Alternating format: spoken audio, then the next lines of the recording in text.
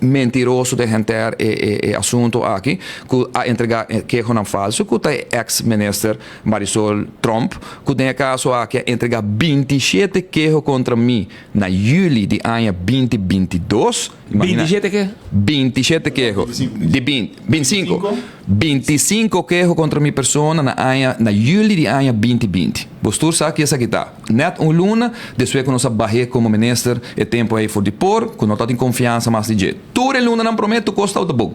Agora nós diz de barrei, na julho, a senhora aqui vai entregar 25 queijos contra mim. Queijo não, com minta den corte, tudo bem dilante. Que supostamente que Milo haya 200.000 florins de um comerciante que não na Aruba, que supostamente Milo está manejar milhões de projetos não do ministério, na seus cantor, que Milo está firma MB, que contrato com companhia de PR, que não está trabalhar, que está espírito, não supostamente, quantidade de nonsense. Ministério Público a tomar 2 de 25, não?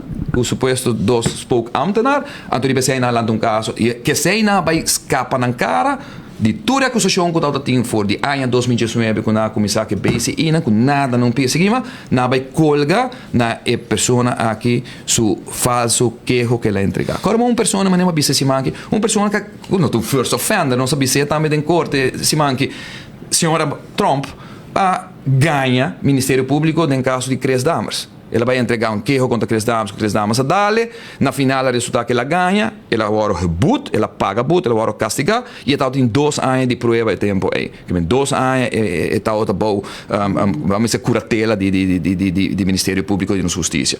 Depois ela vai entregar queijo contra greffier de Staten. E senhora, me recordo seu nome, um nome holandês. Sim.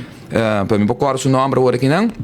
Balkenstein, Bastin, segundo a senhora chama, entregar queijo contra a senhora que perde seu trabalho. A senhora me será vai corte, vai hoge beroep, a resultado que ela ganha todo seu caso, não? Quello que Marisol acusou de tempo de horta placa, pensamos que está de parlamento de Aruba, resultado de mentira, tampouco não está outra verdade.